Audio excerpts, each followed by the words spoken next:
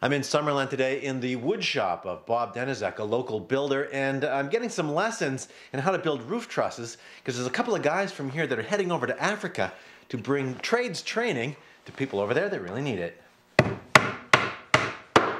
Whoa! Rick Cogbill and Bob Denizek are flying to Mozambique, where they'll help local workers learn carpentry and auto mechanic skills.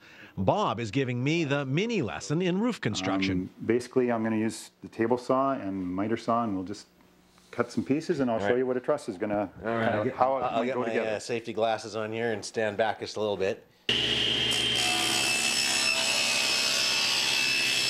Bob has worked with Canadian youth on construction missions to Mexico several times. Now he's eager to share his knowledge with the villagers in Africa. It is something that's kind of been on my heart for a while, and knowing Rick, I've talked to him and found out what he's been doing and just the needs that are over there. So the next step was just very evident in what I was to do. So you got to squeeze this and that at the same time.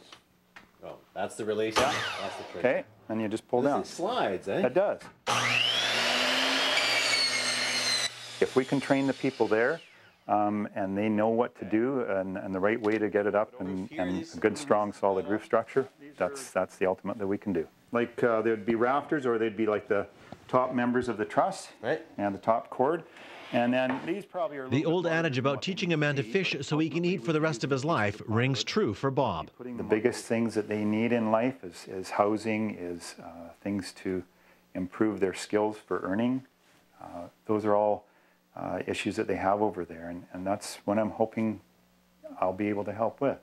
I went through an apprenticeship program. I had to be taught my skills by somebody that was knowledgeable, and so ultimately that's what I'm trying to do. What are we looking at? Well, you know, because the roads are so rough, there's potholes and there's everything else, you got to make sure that all the steering linkages, the ball joints, tie rod ends, that they're not loose and falling off. You don't want to lose your steering. Rick Cogbill has been on missions to Africa several times over the years. He's recognized that in Africa, being able to maintain engines can be a matter of life or death. If a village loses their pump, well, then that's a serious thing. I mean, then all of a sudden their whole life changes. If they have to walk to the river that's 5 miles away, or even go without and truck it in, they don't have money for that. And so keeping these things running, operating, breaking down on the road in Africa, it's not just the fact that you can't get someone to tow your vehicle. It also means you're sitting ducks for bandits or things like that, or else you're in the middle of nowhere, far away from civilization, and how do you get back?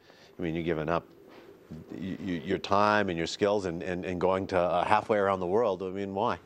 Africa's been in my heart. I was out there early on in when my wife and I first got married. We went out for a couple of years, as I said. And then last year I went for just a quick visit to a relative who was working out in Mozambique as a nurse. And once I was there and helped out for the month, it just really hit me how much these guys would appreciate training and stuff like that. Rick has also seen how training can provide a career and the hope of a better life. So we're hoping to teach these guys some basic stuff that they can help get jobs, keep themselves above the poverty line, and help their families, help their communities, really begin to move on. And it helps the community.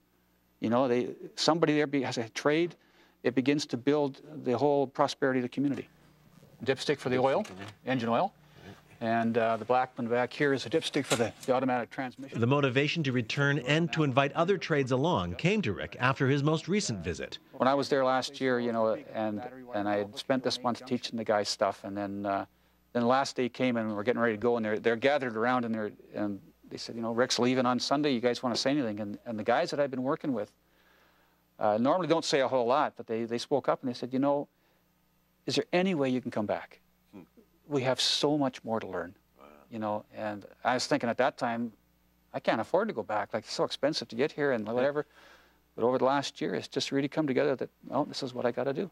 Follow the progress of the Mercy Tech mission on Rick's travel blog at mydustyshoes.blogspot.com. For more information or to support the mission, visit mercytechmission.com. There we go, and I can't forget the hammer. That's something I did one time, and that's not to happen again.